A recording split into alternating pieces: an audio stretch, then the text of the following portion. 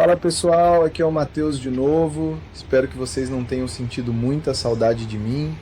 Então, vamos voltar aos nossos carros. Sei que vocês estão ansiosos para ir direto ao assunto, então não vou enrolar. Só digo que vocês com certeza encontraram o que estavam procurando. Não se esqueçam de se inscrever no canal e deixar o like. Bora! Então, pessoal, vamos falar sobre algo crucial para quem curte uma aventura fora de estrada: a distância ao solo. Muita gente confunde isso com a altura livre do veículo, mas são coisas um pouco diferentes. A distância ao solo, na verdade, é a menor distância entre o ponto mais baixo do veículo e o chão, quando ele está totalmente carregado e pronto para rodar. Isso significa que estamos considerando o peso do carro, dos passageiros, da bagagem, tudo. Já a altura livre, muitas vezes chamada de ground clearance, em inglês, é medida com o carro vazio e em condições ideais, sem carga. Então a distância ao solo é sempre menor do que a altura livre. É importante entender essa diferença, porque a distância ao solo é o que realmente importa quando você está enfrentando terrenos irregulares. Vamos pegar o Kilimanjaro como exemplo.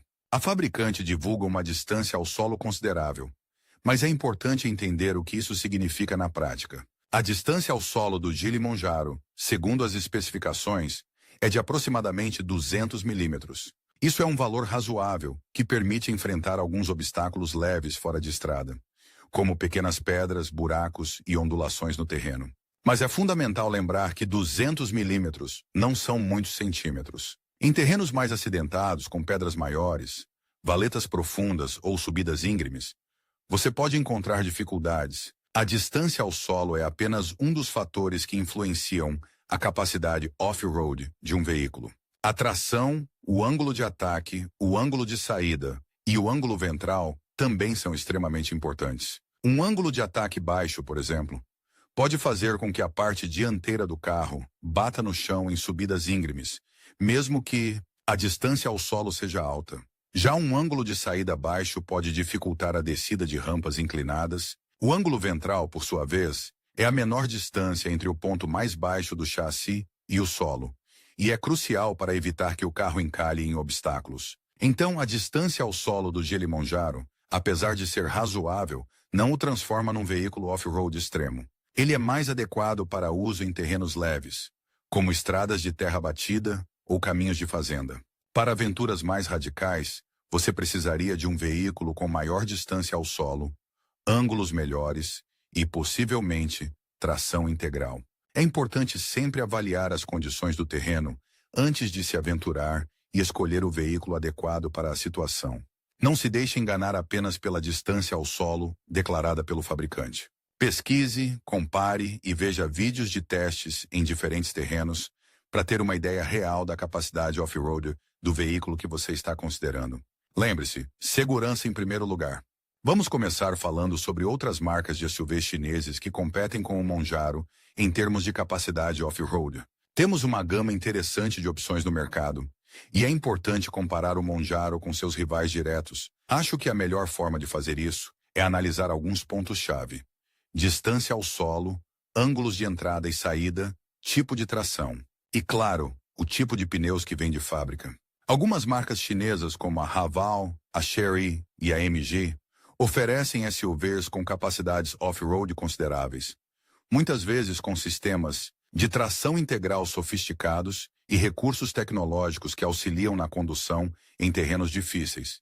Mas será que eles se comparam ao Monjaro? Acho que a resposta é um pouco complexa e depende muito do modelo específico que estamos comparando.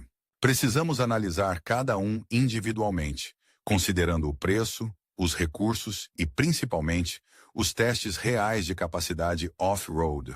Não basta apenas olhar as especificações no papel. É preciso ver como esses veículos se comportam na prática, em diferentes tipos de terreno. Por isso, recomendo que vocês pesquisem vídeos de testes comparativos para entender melhor as diferenças entre esses modelos. Agora vamos falar sobre os 5 principais concorrentes estrangeiros do Monjaro, em termos de capacidade todo o terreno. Aqui a competição fica ainda mais acirrada. Estamos falando de marcas consagradas, com longa tradição em produzir veículos robustos e capazes de enfrentar os terrenos mais desafiadores.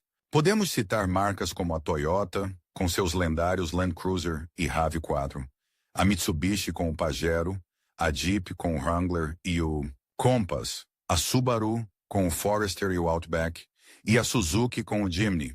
Cada uma dessas marcas possui modelos com diferentes níveis de capacidade off-road, e a comparação com o Monjaro precisa ser feita com cuidado. Afinal, estamos falando de veículos com preços e propostas diferentes. O Monjaro se posiciona em um nicho específico, e a sua capacidade off-road, embora considerável, pode não ser tão extrema quanto a de alguns modelos dessas marcas mais tradicionais, mas isso não significa que ele seja inferior.